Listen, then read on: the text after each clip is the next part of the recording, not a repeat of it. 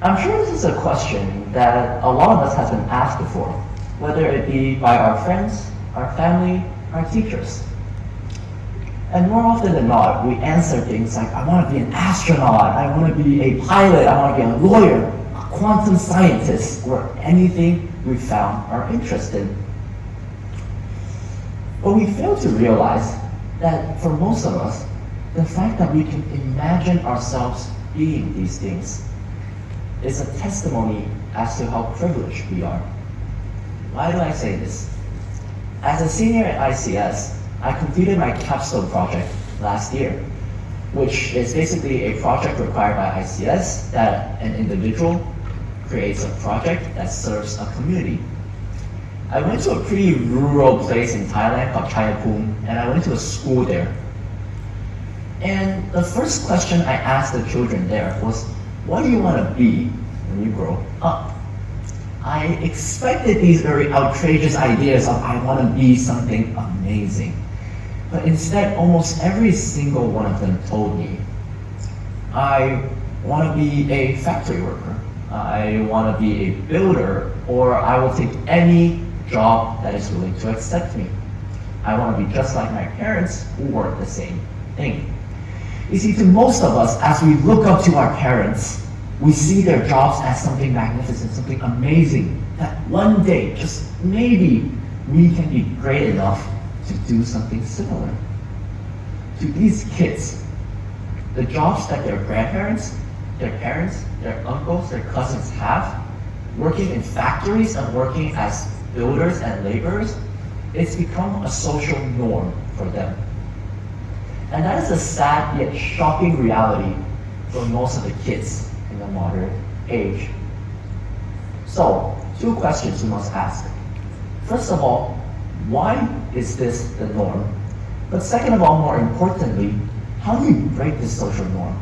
How do we give them a new world of hope? A new world where they can imagine themselves to become something great. To do so, let's first analyze the life of someone who already fought his way out of this social economical oppression. Someone who changed his life around. Someone named J.D. Vance. I'm pretty sure most of us know Mr. Vance as the Vice President of the United States of America, a great, great man. But what most of you might not know is the fact that, first of all, J.D. Vance grew up in Middletown, Ohio, in an area of high poverty, in an area of steel factories. His father left him when he was a child, when he was so little that he doesn't even remember what his father was like. His mother was constantly a drug addict who abused him at home, which resulted in him being brought up by his grandparents. Well, sure, J.D. Vance went to middle school and high school, but because of all the chaos and violence, he never really learned properly. That's why at 18 years old, instead of going to a university, he chose to join the US Marine Corps. Flash forward a few years in his life, suddenly he's graduating from Yale Law School. And after that, he became the Vice President of the United States. Today we're going to explore what happened between being raised by his grandparents and being in the state of violence and chaos. What happened between that and graduating from Yale that changed his life completely? J.D. Vance wrote a book called Hillbilly's Elegy. It's a great book. I would recommend every single one of you in this room to give it a read. But in this book, Mr. Vance basically documented his story of growing up through his teenage years and his time in the Marine Corps. And more importantly, what changed him. And this idea of what changed him can be boiled down to two interactions that changed his life and perspective forever. First of all, he had a conversation with a colonel in the Marine Corps. And what the colonel said to him was something along the lines of, hey, Vance, you're a great guy, we love having you in the Marine Corps, but have you ever thought about pursuing a higher education? You're brilliant, you're intelligent, you have a smart mind. Why don't you give study and university a try? You see, for someone like Mr. Vance, who grew up in a neighborhood where people barely were educated and all they did was work in steel factories, this was one of the first time a thought was implanted in his brain that maybe, just maybe, he could attend university. The second problem he faced was the fact that he had no money. University is expensive. For all the other seniors in the room and all the parents of seniors, we all know university is expensive no matter what. But another conversation Vance had with someone in the Marine Corps was where he discovered that elite universities, these Ivy Leagues like Yale, Stanford, Harvard, they offered scholarships. They offered scholarships specifically for people like Mr. Vance, specifically for people who grew up in high poverty era, people who are under social economical oppression, people who had no opportunities to elevate their life. You see, from these two simple interactions he had with these individuals while being in the Marine Corps, it completely changed his perspective on life. Suddenly, he's starting to imagine himself as something more than a factory worker, something more than a soldier, but an educated individual, a lawyer, or even the vice president of the United States. It was these two simple interactions that unlocked these thoughts in his brain, that gave him a new perspective and opportunity to pursue a career and to pursue a life that he never knew he could have obtained. I hope by this point of my speech, I'm able to convince you as to how these small interactions can have impactful changes. But at the end of the day, this seems like a very individualized example, very far-fetched. We can't relate to it, right? What if I told you that as a high schooler from ICS, for the past 3 to 4 years, most of us students has had the experience, has had the chance to experience this firsthand.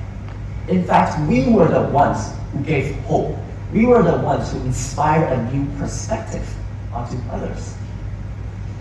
You see, as a debater myself, I'm often very, very critical of the things that happens on a daily basis.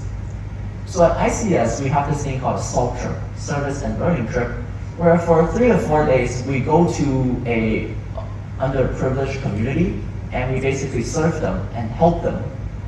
Of course, me being me, I've always complained like, SALT trip is so useless, like what's the point of this? In 10th grade, we went to an orphanage and we taught the kids there for 2 days, like the egg drop experiment, how to drop an egg from the 3rd floor without breaking it.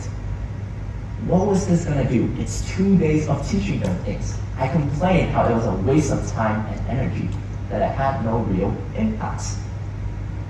In 11th grade, we went to a group of refugees on the western side of Thailand, and you know what? We built them 1/3 of a running track.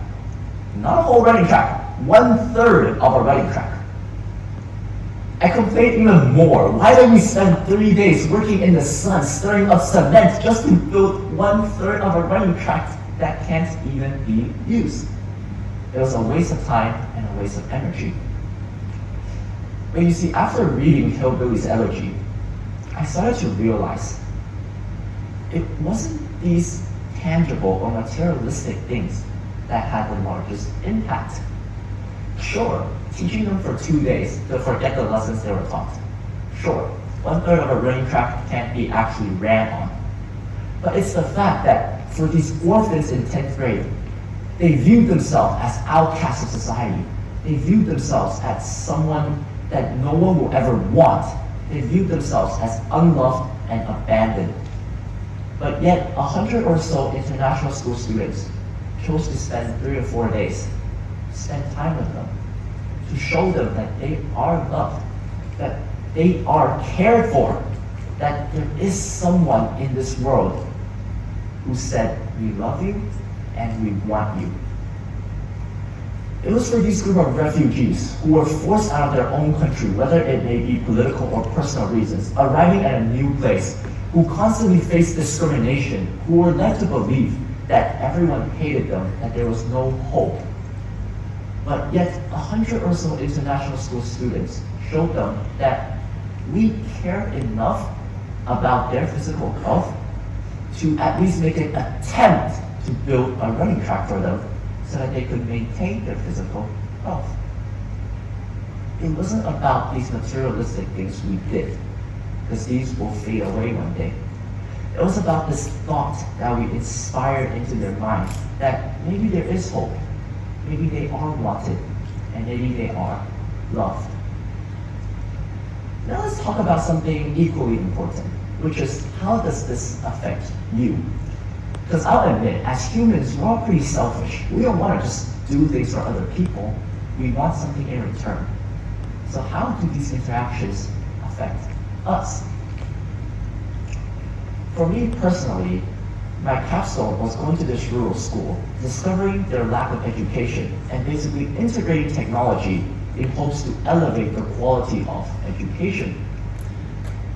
Now, when I first arrived at this school, the kids were smiling, of course, as most kids are, smiling and laughing with their friends. But yet, I could always sense this hopelessness within them. The hopelessness that was only shown when you ask questions like, what do you want to be?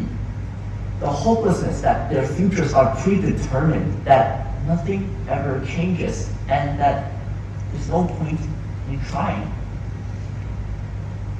After I integrated technology into their classroom, right before I left, I looked at the kids again.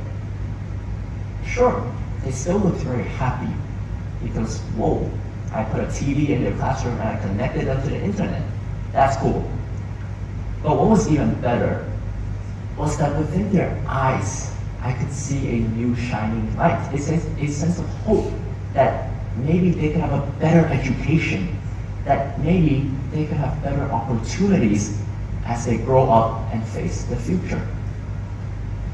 You see, coming up from a Taiwanese Chinese family and culture, we were always told that as we apply for universities, apply for things that could make us wealthy. For example, be a lawyer, be a doctor, be a banker. All these things, they'll make you wealthy. You'll have a good and comfortable life.